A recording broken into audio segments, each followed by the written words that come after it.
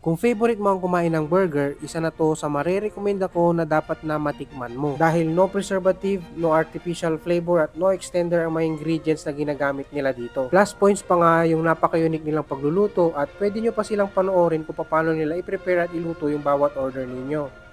Hi guys, dito nga pala yan sa Makatata Smash Burger na matatagpuan nyo dito sa Baguio City. Una nga nilang ginagawa dito ay ini-slice nga muna nila itong mga naglalakihang mga burger bun nila. Sa kanila ito papahiran ng melted butter bago nila ito i-toast dito sa kanilang grill. Makalipas lang ang mga ilang segundo, maaamoy mo na yung aroma ng butter na siguradong magdadagdag ng flavor doon sa kanilang burger at eto nga nakaramelize na at ganito na yung itsura ng kanilang mga burger bun. Next naman nilang lulutuin yung kanilang pinagmamalaking pure beef patty na no extender. At eto nga kaya nila tinawag na smash burger dahil ganito nga yung ginagawa nila sa bawat patty nila ay ini-smash nga nila ito para maging flat. Tsaka nila ito lalagyan ng kanilang mga secret seasoning para mas sumarap yung kanilang burger patty at lalagyan nila ng onion. And syempre lalagyan nila yan ng sliced cheese habang niluluto yung patty at tatakpan nila yan para maging melted cheese. At habang niluluto yung patty kasama ng cheese, lalagyan na nga nila ng homemade sauce itong kanilang mga burger bun. And once okay na yung mga patty at cheese, isa-isa na itong ilalagay doon sa burger bun. And lalagyan din nila ng fresh pickles para sa dagdag flavor doon sa kanilang burgers. And syempre, isa-isa na itong ilalagay sa kanyang packaging and ready to serve na nga itong kanilang smash burgers. Ito nga pala yung kanilang menu at prices. Meron din sila dito mga fries, mga refreshment at extras kung sakaling gusto ninyo. Kaya kung makakapasyal kayo dito sa Baguio City at plano nyong mag food trip, isa na itong Makatata Smash Burger ang marerekomenda ko na dapat na masubukan at matikman ninyo.